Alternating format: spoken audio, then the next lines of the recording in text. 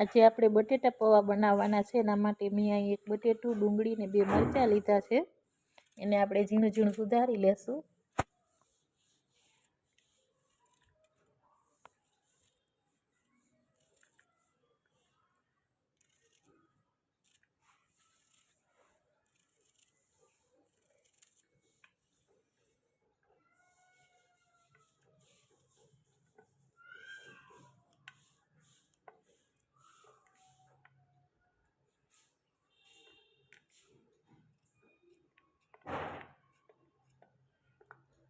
અને એક અહીં લીમડાની દાળ લેશું આપણે.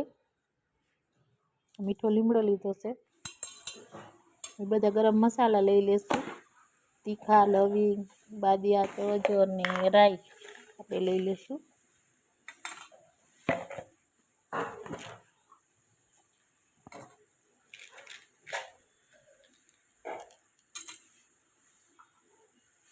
બે 4 લવિંગ લેશું.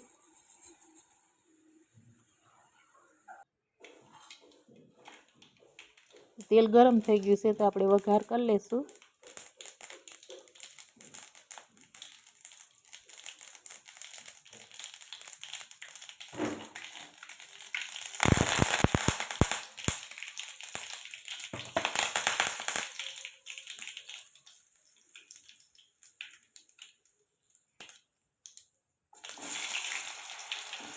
પેલા બટેટાનો તેલમાં છોડવી લેશું. બટેટાને ચડતા વાર લાગે એટલે પહેલાં આપણે બટેટા તેલમાં ચડી જાય થોડાક, પછી આપણે ડુંગળીને મરચાં નાખીને છોડી લઈશું.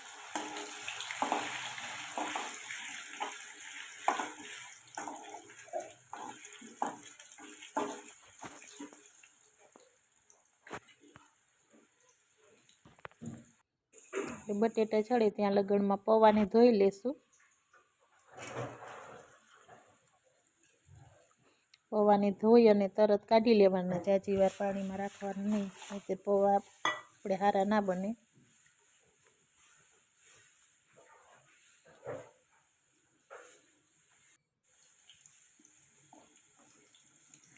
હવે આપણે અહીં બટેટા ચડી ગયા છે થોડાક, તો ડુંગળીને મરચું નાખી દઈશું અને થોડીક વાર ચડવા દઈશું.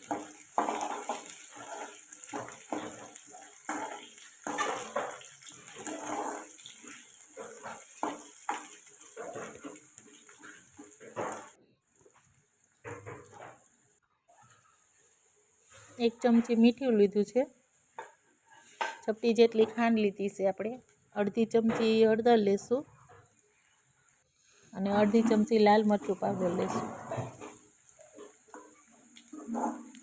બરાબર મિક્સ કરી લેશું બધા મસાલા.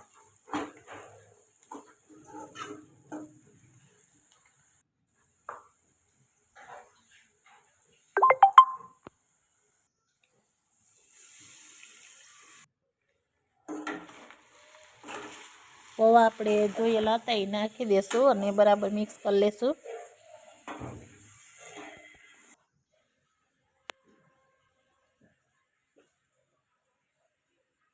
પૌવા બની ગયા છે. હવે આપણે થોડુંક લીંબુ નીચવી નાખશું ઉપરથી. બરાબર મિક્સ કરીને આપણે એક ડીશ બનાવી લેશું.